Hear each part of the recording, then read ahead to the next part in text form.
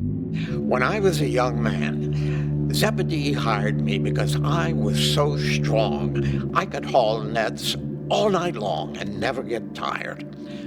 Old man Zebedee was the best fisherman on the Sea of Galilee. He would tell the others, "Careful not to knock Muscle Man overboard. He'll sink to the bottom like a rock." I always wondered if that's where Jesus got the idea to change my name from Simon the fisherman to Peter the rock. The first 3 books of the New Testament are called Synoptic Gospels because they contain many of the same stories. Some common passages even have similar or identical wording. Meanwhile, the contents of John are comparatively distinct from the Synoptic Gospels. Why? John was likely written 2 or 3 decades after the others, so its writer included different information and even used a different style. Over time, Zebedee made partners of his sons, James and John, in his business, and also my brother Andrew and me. And we did well as a partnership until Jesus came along and offered us the opportunity to be fishers of men instead of fishers of tilapia. Life-changing. It was abrupt and borderline rude that we immediately left poor Zebedee when we heard the offer, but he stayed in business without us. My brother Andrew and I were from the tiny village of Bethsaida, near the northeast shores of the Sea of Galilee, and we knew James and John from the time we were small children, inseparable then, and we stayed inseparable through our time with Jesus. In fact, many people considered us to be the inner circle of Jesus. I tell you all of these things to explain to you how well I knew John, the writer of the Gospel of John. Of course, John not only wrote the Gospel of John, but 1st, 2nd, and 3rd John and the book of Revelation. He wrote the Gospel of John many decades after the death of Jesus and after the Gospels of Matthew, Mark, and Luke were written. He was familiar with those 3 gospel stories and didn't feel the need to replicate them or duplicate much of what they had to say. Some of your modern scholars think John was trying to fill in events that the other Gospels didn't address. If so, there was plenty of material for John because, as he wrote, Jesus did so many things that even the whole world would not have room for the books that could be written about them. I think that's partially true, but I think the main reason John wrote his gospel the way he did is that he saw the world differently than the rest of us. John came closest of any apostles to seeing the world through the eyes of Jesus. John's eyes looked through the lens of love. They looked through the lens of spiritual insight that the rest of us just didn't have. It's no wonder that John was described as the one Jesus loved. And it's also no wonder that as Jesus was dying, he entrusted his mother to John. John and Jesus had a special bond. Everyone knew it. Matthew and Luke begin their Gospels talking about events surrounding the birth of Jesus. John begins his Gospel by talking about the birth of time. I was never jealous of John as a person, but I did envy his way with words. Nothing ever written is as sublime as the first lines of the Gospel of John. In the beginning was the Word, and the Word was with God, and the Word was God. The Word was with God in the beginning. All things were made by him, and without him nothing was made that has been made. In him was life, and that life was the light of men. John conveyed so much, so few words. Jesus and God existed together before the beginning of time. Jesus is the Word. Jesus is God. Everything that exists was made through Jesus. All life comes through Jesus. Jesus is the light and the life of all mankind.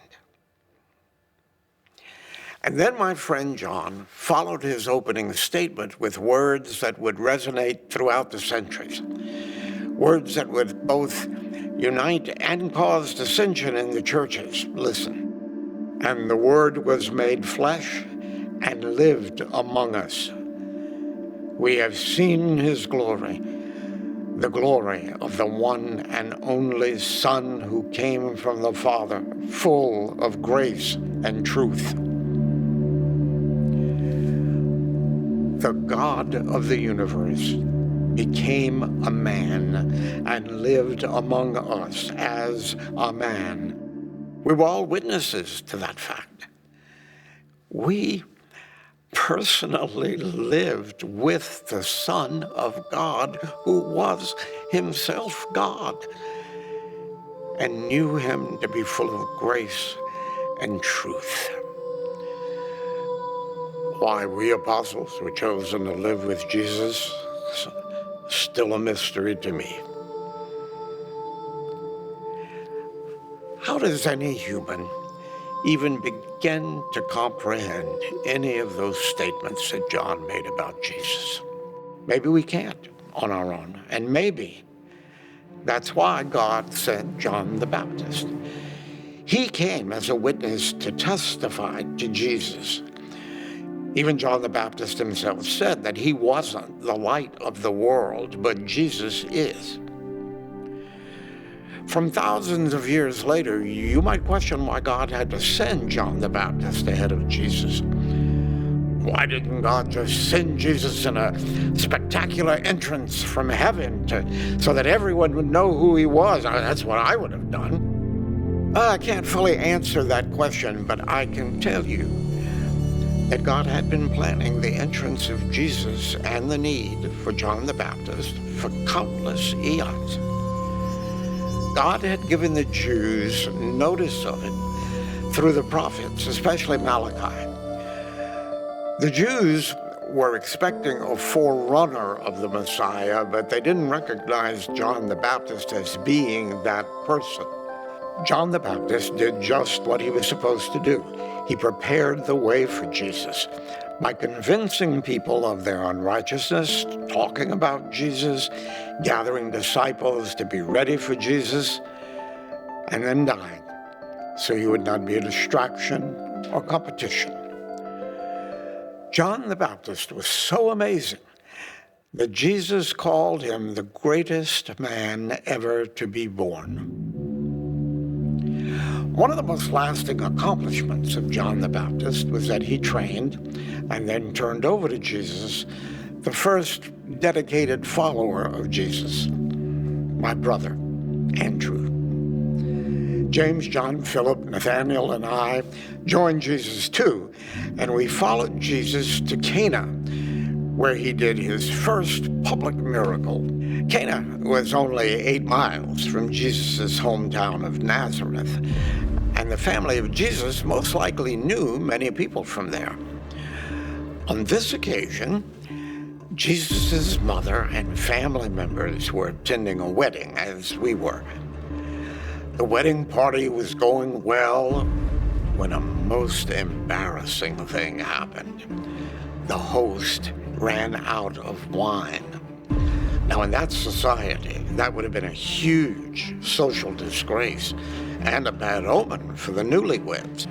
So Jesus' mother might have been part of the wedding providers because she was aware of the problem. So she came to her son and simply said, "They have no more wine." Jesus seemingly wanted to stay uninvolved, but like a good mother and friend, she just told the nearby servants to do as Jesus said. She didn't know how Jesus would solve the problem, but she had faith that he would. Now you can imagine Jesus taking a big sigh, giving Mary a loving look, and then telling the servants to fill 6 huge jars with about 150 gallons of water. Well, what followed was quite a sight. Servants rushing out to the public well, drawing huge amounts of water, then hauling the water through the crowds to the 6 jars. Took many trips, caused quite a scene.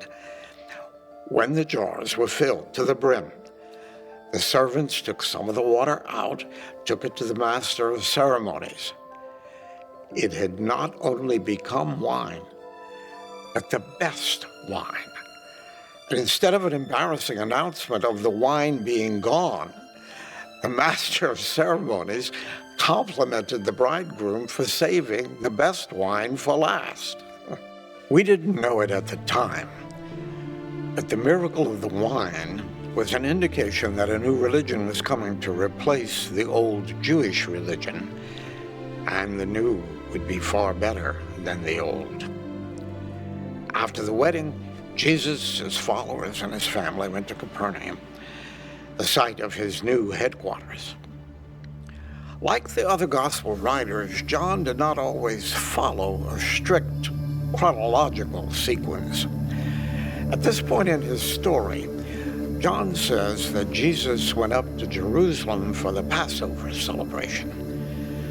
He doesn't say the path that Jesus took, but Jesus often came toward the temple from the south, going by the Pool of Siloam on the southern edge of the old city of David. Jesus would climb the steep hill on the slick, coffee-colored paving stones laid by Herod the Great. He would pass the small shops by the side of the road where vendors sold food, animals to be sacrificed, and changed money. His face would darken as he remembered how they took advantage of his mother and father. But he never expressed his disapproval of these services that were needed to worship in the temple in the manner required by the temple leaders. On that particular day, we completed the ceremonial cleansings in the pools south of the Temple Mount, and reciting the Psalms of Ascent, we climbed the southern steps. Then climbed the stairway to the top of the Temple Mount and headed toward the temple. Jesus stopped. He stared at the temple courts, which were packed with even more vendors.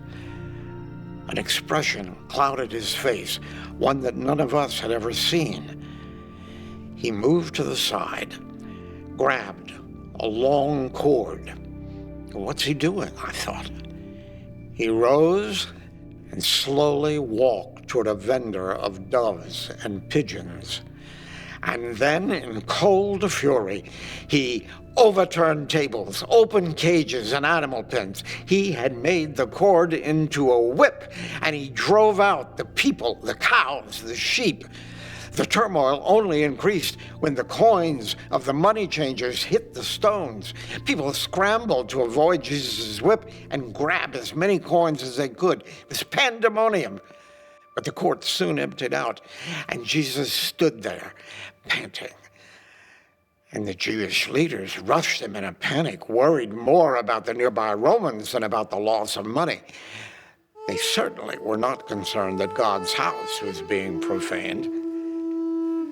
Pointing fingers at Jesus, they demanded a sign to signify by whose authority he was acting. Well, this might have been a ploy to get him to do a miracle, but I think they could have been concerned that Jesus was acting under the authority of the Romans, who worried about collecting taxes on everything. Destroy this temple, and in 3 days I will raise it up. Jesus challenged them unexpectedly.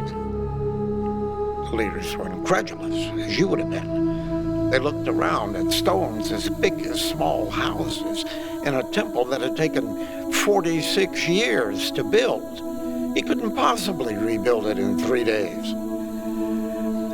I think they had some suspicion that Jesus could miraculously tear down the temple in front of their eyes.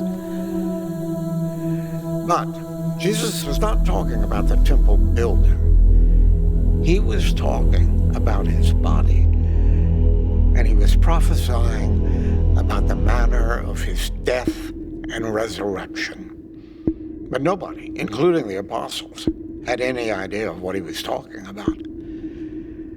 After Jesus died and was resurrected, we remembered what he had said that day. During the remainder of Passover, Jesus performed many signs and wonders, and many people believed in him. One of the Jewish leaders came to meet with Jesus at night.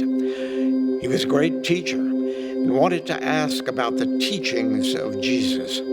Nicodemus listened as Jesus endeavored to teach him about the mysteries of his teachings. Like a mustard seed, those teachings took root in the heart of Nicodemus, and he eventually became a follower of Jesus. John concluded this portion of his narrative with a special gift to the world. In one of the most quoted verses of the New Testament, John summarized the unbelievable gift of God. For God so loved the world that he gave his one and only Son, that whoever believes in him shall not perish, but have everlasting life. So profound, life-changing. Wouldn't you agree?